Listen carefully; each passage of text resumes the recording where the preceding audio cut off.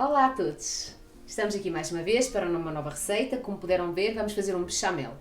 Um bechamel podem utilizar em vários pratos em vossa casa, será sempre útil para várias receitas. Por isso, sigam com atenção este vídeo até ao fim e não se esqueçam de partilhar com os vossos amigos para também eles poderem usufruir. E os ingredientes para esta receita são 35 gramas de manteiga, 70 gramas de farinha, 600 gramas de leite, pimenta, noz moscada e sal a gosto. Vamos então bimbar? Muito fácil, misturamos tudo dentro da bimbi.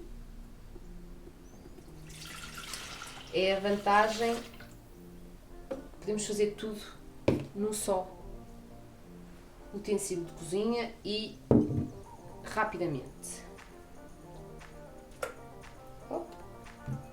Vamos temperar então, noz moscada a gosto, pimenta e sal fino. Podem usar sal grosso. E agora é só programar a nossa bimbi.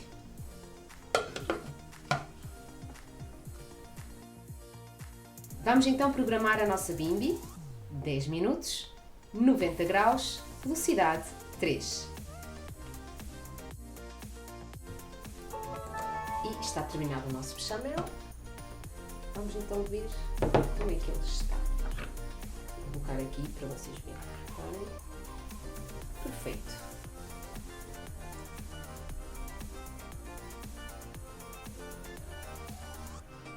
Prontos, aqui está.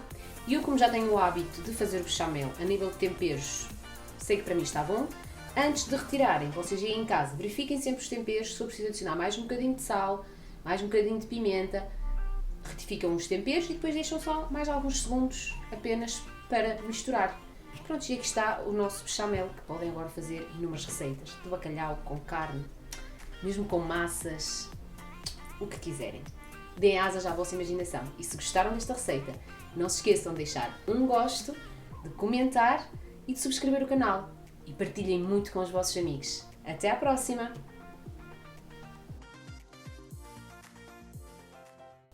Olá a todos! Hoje apresentamos uma receita muito rápida, muito simples, mas que podem utilizar para diversas receitas em vossa casa, diversas formas, é sempre útil e é mesmo rápido, mas aprendam para depois darem-lhe uso.